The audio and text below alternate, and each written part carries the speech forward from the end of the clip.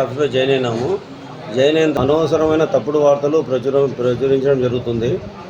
ఆఫీస్లో కార్యకలాపాలకు ఎలాంటి ఇబ్బంది లేదు. మేము జాయిన్ అయిన రోజు నుంచి కూడా డాక్యుమెంట్లు చేస్తున్నాము. కనీసం ప్రతిరోజు నిన్న 70 డాక్యుమెంట్ చేసినాము, ఈరోజు 60 చేసినాము.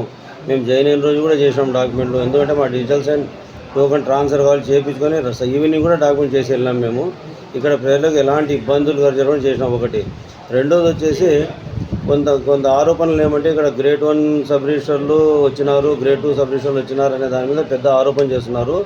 రాష్ట్రంలో 150 గ్రేడ్ 1 ఆఫీసులు ఉన్నాయి. 150 కార్యాలయాల్లో 170 కార్యాలయాల్లో గ్రేడ్ 2 సబ్ రిజిస్టర్లే పనిచేస్తున్నారు. మనం గ్రేడ్ 1 సబ్ రిజిస్టర్ ఖచ్చితంగా కావాలని వాళ్ళు అనవసరమైన పేపర్ రాద్ధాంతం చేస్తున్నారు. ప్రతి కారు ఇప్పుడు కడప రూరల్, కర్నూలు ఈ ఆఫీసులన్నీ మనం కొన్ని ఆఫీస్ చూస్తుంటే అక్కడంతా పనిచేస్తున్నారు.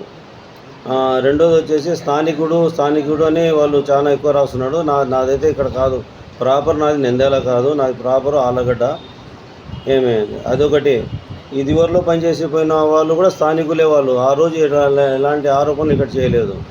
రెండో విషయం వచ్చేసి మాకు డిఐజీ గారు కళ్యాణి మేడం గారు ఉన్నారు. కళ్యాణి మేడం గారు తర్వాత మాకు నిన్న ట్రాన్స్ఫర్ జరిగిన కమిటీలో 4 డిఐజీలు, ఒక అడిషనల్ ఐజీ విజయవాడ నుంచి వచ్చి పారదర్శకంగా ప్రతిదీ రూల్స్ ప్రకారమే ప్రతి ట్రాన్స్ఫర్ చేయడం జరిగింది. ఎవరిని కూడా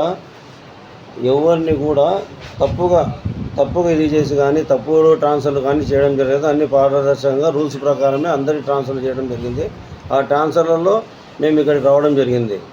ఆమె మీద కూడా ఒక ఆరోపణ ఏం చేస్తారంటే ఆ డబ్బులు ఇచ్చి ఇక్కడ అమౌంట్ ఇచ్చి చాలా భారీగా ముడుపులు ఇచ్చి వచ్చినారన్నారు. కానీ మా డిపార్ట్మెంట్లో ముడుపులు ఇచ్చే ప్రసక్తే, మా మేడం గారు అలాంటి చేసే ప్రసక్తే లేదు. రెండోది వచ్చేసి ఆమె కరెక్ట్ కమిటీ ప్రకారం, కమిటీలో ఎవరిని సీనియారిటీ ప్రకారం వచ్చిన ప్రకారమే రిజిస్టర్లు ట్రాన్స్ఫర్ చేయడం జరిగింది. ఎవరిని ముందు వెనుక ట్రాన్స్ఫర్ చేయడం జరగలేదు. ఇవన్నీ తప్పుడు ఆరోపణలు చేస్తున్నారు. కానీ మా మేడం సంబంధించి అయితే ఆమె ఎలాంటిదంటే జిల్లాలో జోన్లోనే డైనమిక్ సిన్సియర్ ఆఫీసర్ ఆమె. అలాంటి వ్యక్తిని పట్టుకొని తప్పుడు సమాచారాలు ఇవ్వడం చాలా తప్పది.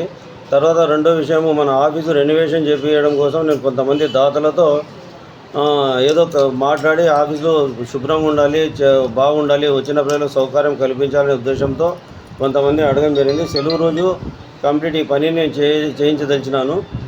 కానీ దాన్ని కూడా మీరు ప్రజలు సహకరిస్తే, మీ ప్రజల కోసమే చేస్తున్నాం, మా కోసం, మా ఇంటి కోసం అయితే మేము చేయించుకోవడం లేదు. ప్రజల సౌకర్యార్థము, కార్యాలయానికి వచ్చే ప్రజల సౌకర్యము ప్రభుత్వ ఉత్తర్వుల మేరకే మేము చేస్తున్నాము. ప్రజలకు సౌకర్యాలు కలిగించండి, ప్రజలకు నీళ్ళు ఇవ్వండి, కాఫీలు ఇవ్వండి, వాళ్ళకు కూర్చోబెట్టి మాట్లాడండి అన్నందుకు ఆ ఉద్దేశంతోనే మేము బాగా మంచిగా ఉండాలనే ఉద్దేశంతో ఈ పని చేస్తున్నాము.